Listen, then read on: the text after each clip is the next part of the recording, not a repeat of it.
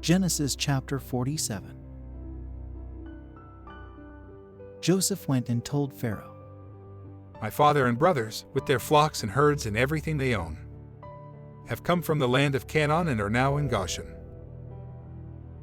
He chose 5 of his brothers and presented them before Pharaoh. Pharaoh asked the brothers, What is your occupation? Your servants are shepherds. They replied to Pharaoh, just as our fathers were. They also said to him, We have come to live here for a while, because the famine is severe in Canaan and your servants' flocks have no pasture. So now, please let your servants settle in Goshen.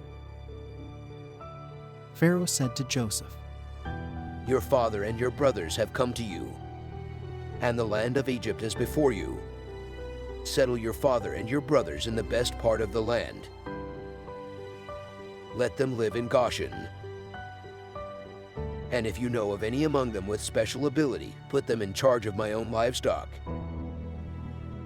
Then Joseph brought his father Jacob in and presented him before Pharaoh. After Jacob blessed Pharaoh, Pharaoh asked him, How old are you? And Jacob said to Pharaoh, The years of my pilgrimage are 130. My years have been few and difficult, and they do not equal the years of the pilgrimage of my fathers. Then Jacob blessed Pharaoh and went out from his presence. So Joseph settled his father and his brothers in Egypt, and gave them property in the best part of the land, the district of Ramesses, as Pharaoh directed.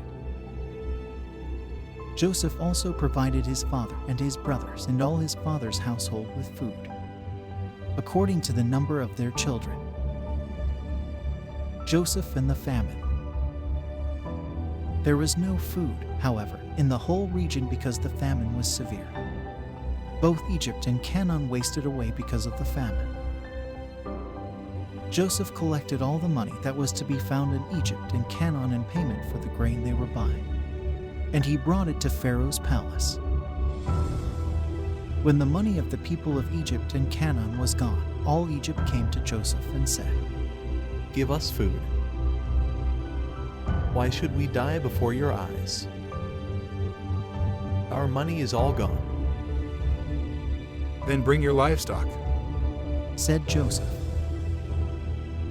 I will sell you food in exchange for your livestock, since your money is gone.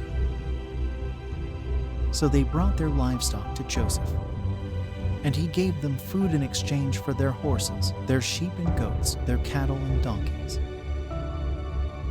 And he brought them through that year with food in exchange for all their livestock.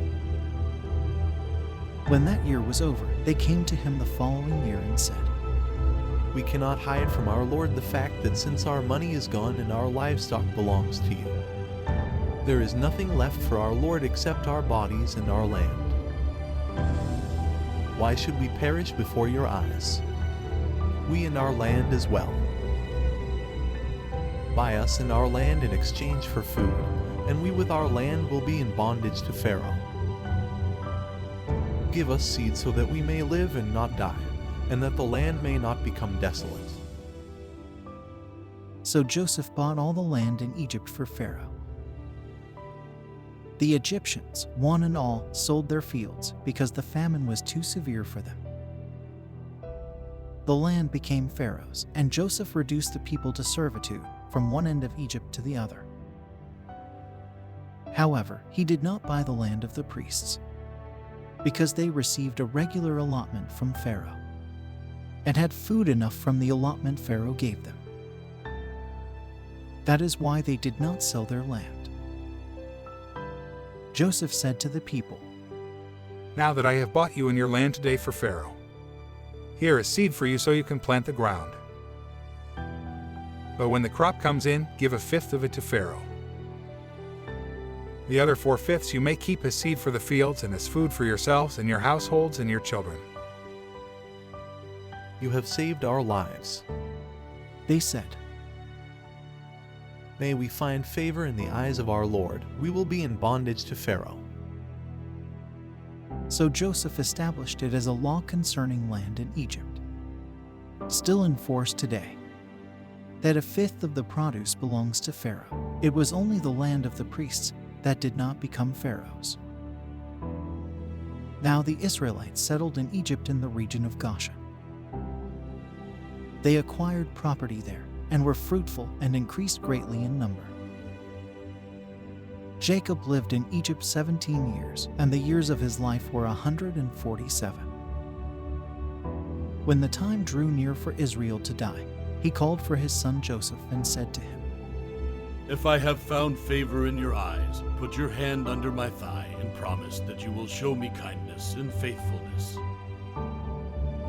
Do not bury me in Egypt, but when I rest with my fathers, carry me out of Egypt and bury me where they are buried. I will do as you say. He said. Swear to me. He said. Then Joseph swore to him, and Israel worshipped as he leaned on the top of his staff.